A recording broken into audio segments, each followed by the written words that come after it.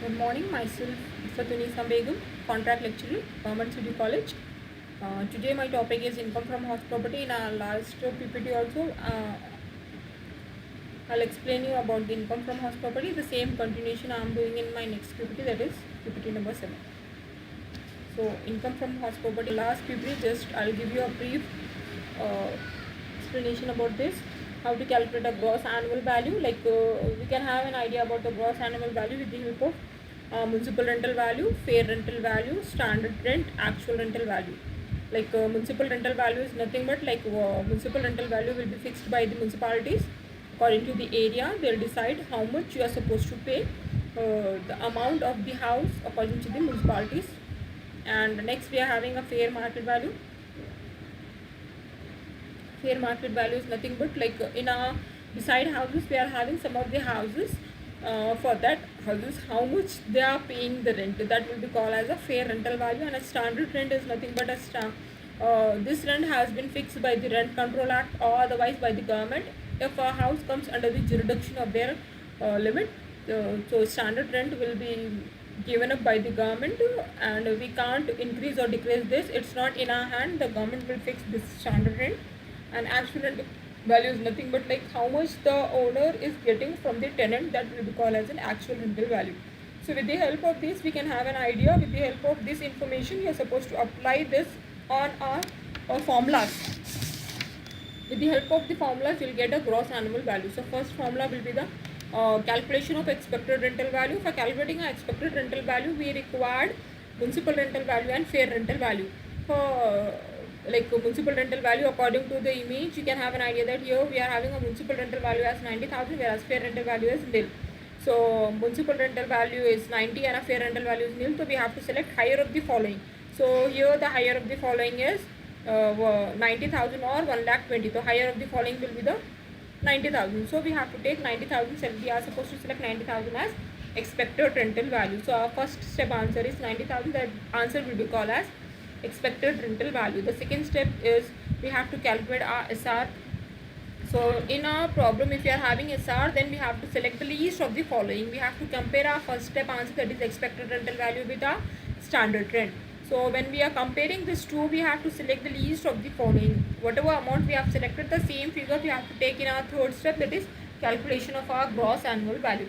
While calculating our gross annual value, we are supposed to have an information about the second step. Whatever the answer we are getting in our second step, that our second step answer we have to take, and we have to compare our second step answer with our actual rental value, how much the owner of the house is receiving from his tenant.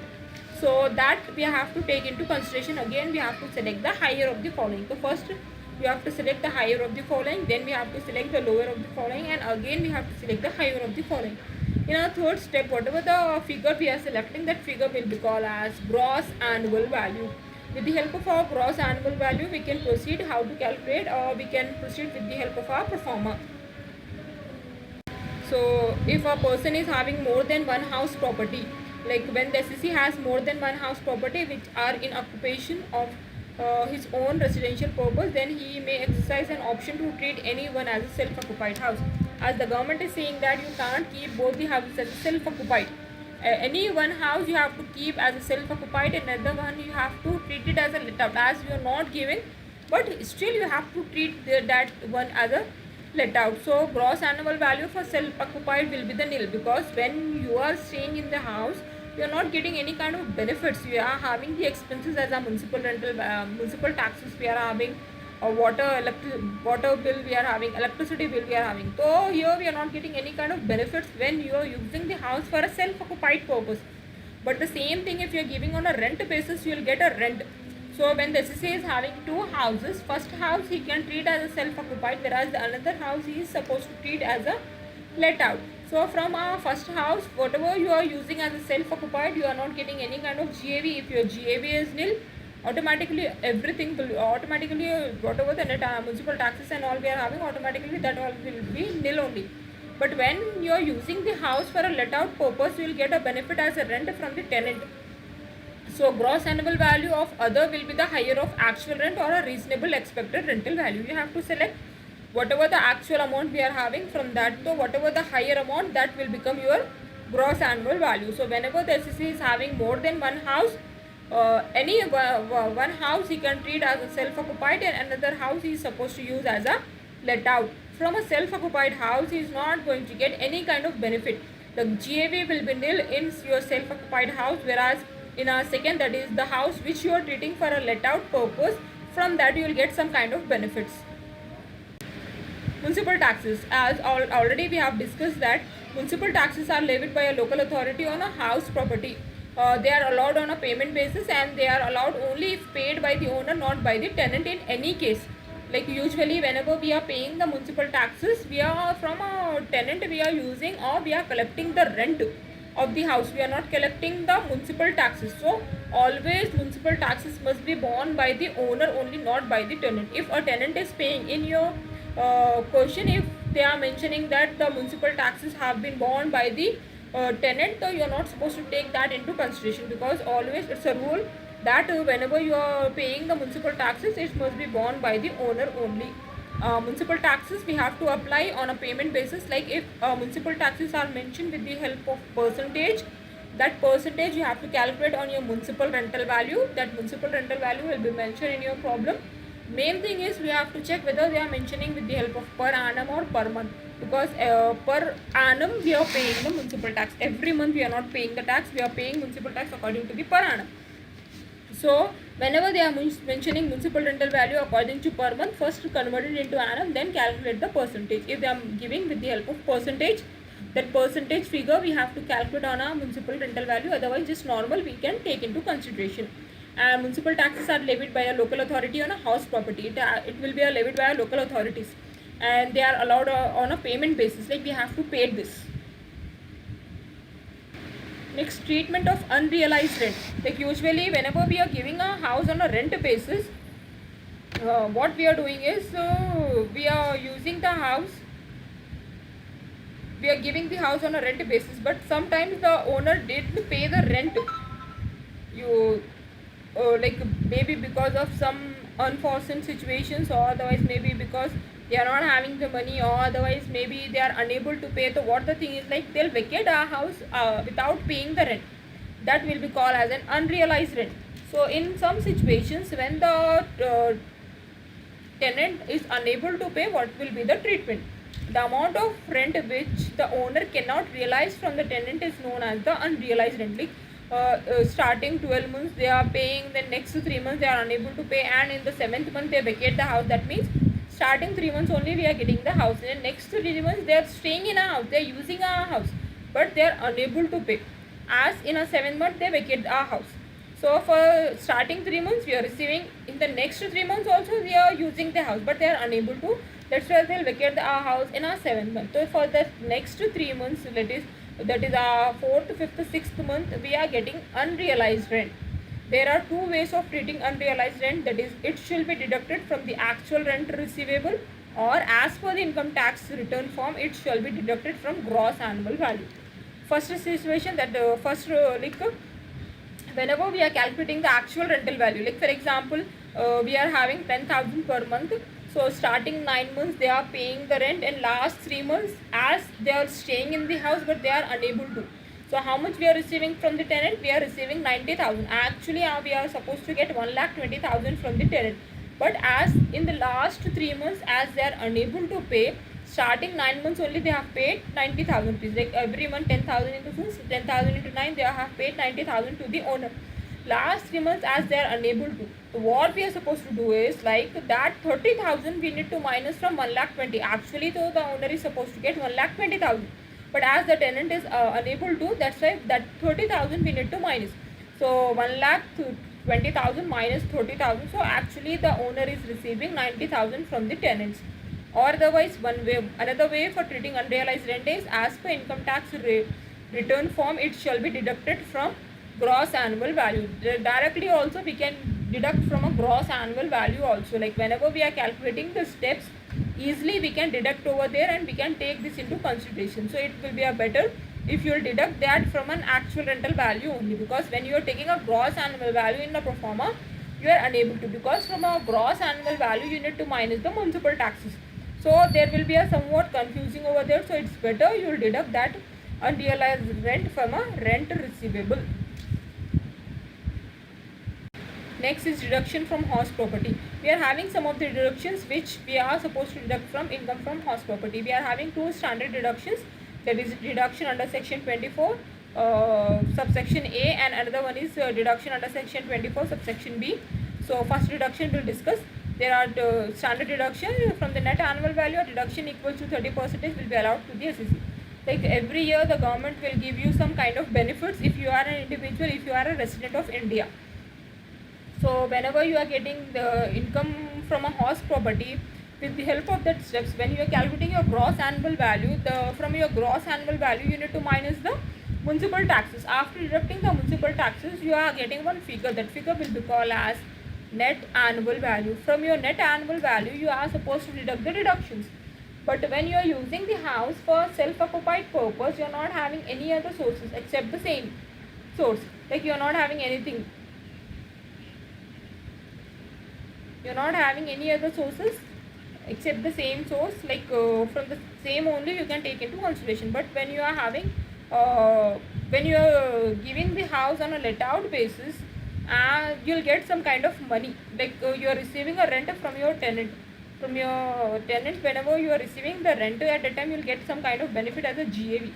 So GAV will be there. From GAV you need to minus your municipal taxes. After deducting the municipal taxes, you will get one deduction, that is standard deduction. Standard deductions are like 30%. This 30% will be fixed by the Central Board of Direct Tax, and if the government wants to increase the revenue, they will decrease this, and if a government wants to increase its revenue, depend on that.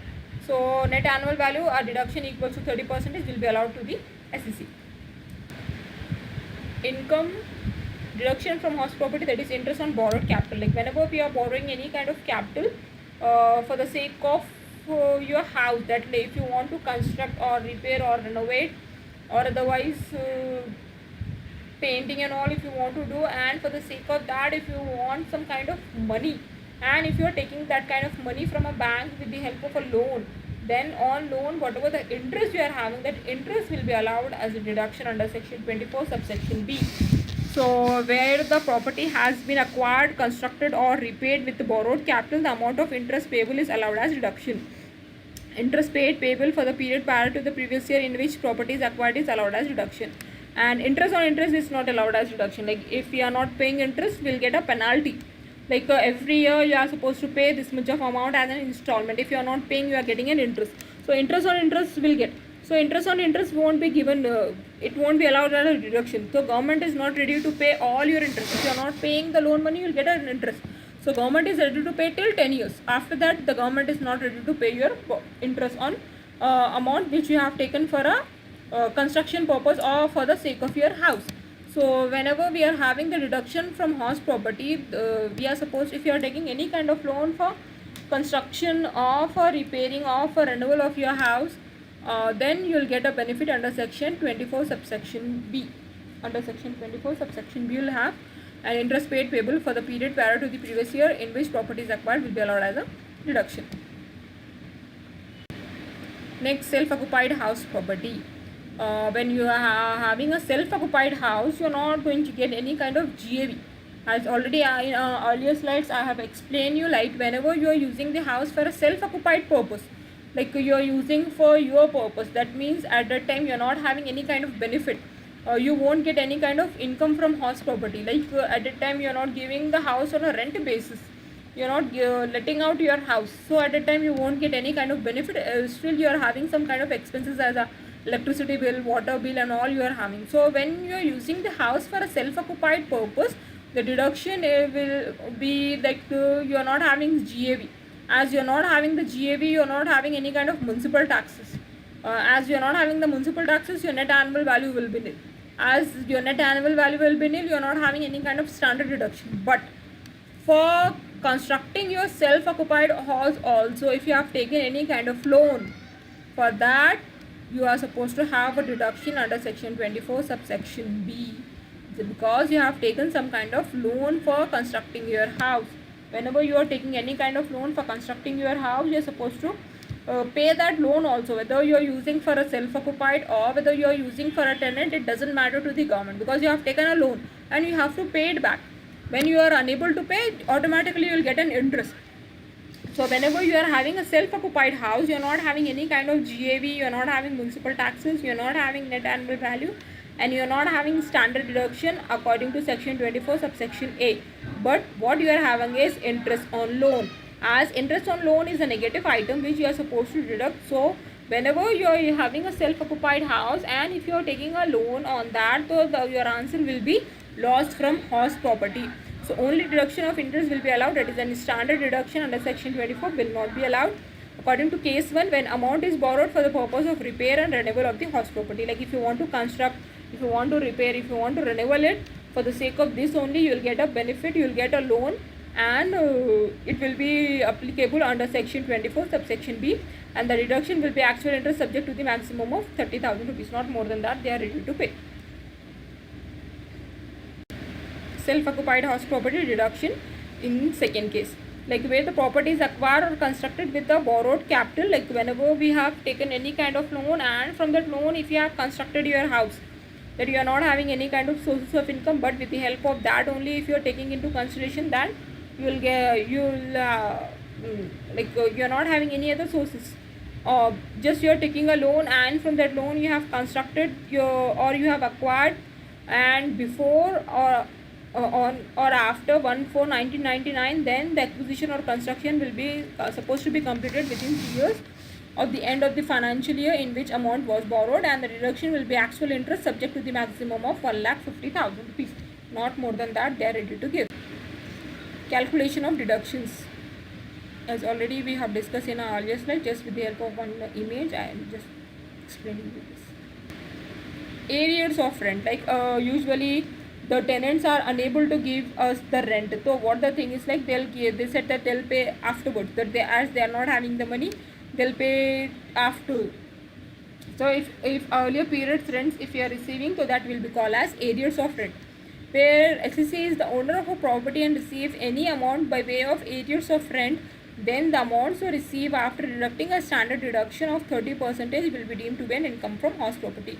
Like usually whenever we are receiving the arrears of rent, what you are supposed to do is the same thing, you are supposed to use it, like how we are calculating the GAV in the same manner, gross annual value, on that we need to minus the municipal taxes. As we are not having the municipal taxes, earlier period we are receiving, so after taking the net annual value, whatever the deduction we are having, on that arrears amount you need to minus the 30% of standard deduction, that is 30% standard deduction according to section 24 subsection A, you need to minus from that. After deducting whatever the amount you are having, that will be deemed to be the income from house property. So if you are receiving any kind of arrears from your house. Unrealized rent received subsequently, like where the SSC could not realize rent from a property and the same was allowed as deduction, and subsequently the SSC has realized the amount, like earlier we didn't receive from the tenant, and afterwards if he is paying the unrealized rent, then the amount so realized will be deemed to be the income chargeable under the head income from house property. Like earlier periods we didn't receive the rent, but now we are receiving whatever the unrealized we are having, although that we are supposed to take into consideration according to the head, that is income from house property only. And property owned by the co-owner, like where the property is self-occupied by each co-owner, then the annual value of the property for each co-owner will be nil, and each of the co-owner will be allowed deduction of rupees 30,000 to 1,50,000. Where the entire property is let out, then the income under house property will be computed in a normal way, then it will be apportionate among each co-owner. So in income from house property, like from starting, as already we have discussed, like whenever we are giving the house on a let out basis, the thing is like we are supposed to have like the tenant is supposed to use the house in the previous year for 12 months. If he is continuously staying and if he is paying the rent, we are not having any kind of problem while calculating the income from house property. Just simply what we are supposed to do, just we have to apply this step, that is calculation of expected rental value, then calculation of SR, then calculation of GAV. The simple ways, in a simple manner we can calculate. But if a tenant is not paying the rent of the house, or otherwise if a tenant is not staying in the house, if he'll vacate the house in between, then we are getting some calculation while calculating the actual rental value. Like usually whenever the tenant is not staying, like starting 9 months he is staying, then last 3 months if he is not staying, or otherwise if he is unable to pay the rent, then amount will be called as an unrealized rent. Like for example, the person is staying in the house, starting 9 months he have paid, and last 3 months is unable to, but he is using the house, so the owner is unable to get the money from the tenant. Actually though the owner is supposed to get for 12 months, but here as the tenant is unable to pay, so what the thing is, like instead of getting for 12 months he is getting only for 9 months, so that last 3 months whatever the money he didn't receive, that amount will be called as an unrealized one. So it will affect your actual rental value. And if a tenant is not at all staying in the house, if he will vacate the house, so again the owner is getting a lot of losses. Like instead of getting the rent, the tenant suddenly vacate the house, so he is unable to give it to some other person also, so he'll get a vacancy loss. So whenever we are getting a vacancy loss, we are supposed to take one thing into consideration, like whenever the house is vacant, while calculating the step, just excuse me, while calculating the step, just what you need to do is, like you have to take only whatever the gross annual value you are having, whatever the actual rental value you are having, the same will become your gross annual value. Instead of applying all the steps, just you have to calculate your actual rental value. And while calculating the actual rental value, you have to just to remember one thing, that in a number of problems they'll mention with the help of per annum information. Whenever they are mentioning per annum information, what we are supposed to do is, we need to convert it into we have to take the same value as per annum, and we have to apply the formula for calculating this. Like starting 12 months, how much he is supposed to get, and whatever he didn't get for a vacancy period, that we need to minus. After deducting whatever the figure you are getting, that figure will be called as an actual rental value. If vacancy is there, the same actual rental value will become your gross annual value. But if you are having an unrealized rent, just you have to calculate all these steps. In vacancy only, your ARV will become your GAV, but in your unrealized rent and all, your ARV won't become your GAV. You have to calculate all this, that is calculation of expected rental value, calculation of standard rent, and calculation of your GAV. After calculating your gross annual value, the thing is, like you need to deduct the municipal taxes from that. When you are deducting the municipal tax, you have to take into consideration whether they have mentioned the municipal tax with the help of percentage, or otherwise with the help of a figure. If they are mentioning directly, if they are mentioning a figure, just simply you have to take that figure and you have to deduct that from your gross annual value. But if they are mentioning with the help of percentage, that percentage you have to calculate on your gross annual on your municipal rental value. Whatever the figure you are getting, with the help of that percentage, that you need to minus from your gross annual value. After deducting the municipal taxes, whatever the figure you are getting, that figure will be called as your net annual value. From your net annual value, you need to deduct this deduction, that is deduction under section 24. Our first deduction will be the standard deduction, that is standard deduction under section 24 subsection A. The 30%, the 30% has been fixed by a government. Whenever you are taking this, you are supposed to take this like 50% for sure, you 30% for sure you have to take. And next is like interest on loan. Like whenever you are taking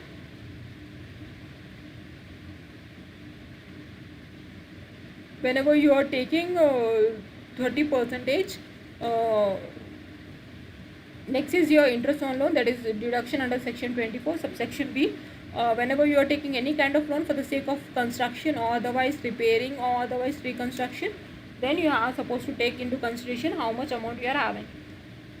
Like the government is ready to pay whatever the interest you are having, not the loan amount. So whenever you are taking any loan for the sake of constructing of your house, you are supposed to pay the loan. If you are not paying the loan, you will get some kind of interest. So that interest will be allowed as deduction under section 24 subsection B. So whenever we are paying this kind of thing, it will be comes under deduction under section 24 subsection B. So after deducting this two deduction, whatever the figure you are getting, that figure will be called as income from house property. If you are getting an income, it will be called as an income from house property. And if you are getting any kind of losses, that will be called as loss from house property. Main thing is, like when you are using the house for a self-occupied purpose, you are not going to get any kind of income. you're not having any kind of gross annual value. So when the house is on a let out basis, when you are giving the house on a let out basis, then only you are supposed to calculate all the calculation with the help of steps. But when the house is not let out, only thing what you are getting is like interest on loan which you have borrowed for constructing or for the sake of the house. Because when you are using the house for self-occupied purpose, you are not having GAV, you are not having municipal taxes, you are not having any kind of net annual value, and you are not having any kind of standard deduction. But only thing what you are having is interest on loan borrowed for constructing or for repairing of the house. Whenever you are having this thing, your answer always will be in minus, because it's a deduction, so it will be in a -1. So you will get a loss from house property. And main benefit is like when you are having a two houses, when you are giving on a let out basis, you will get an income from that house, and when you are using the self occupied house, you will get a loss. When the same person is having two houses, he can easily set off one house loss from second house profit.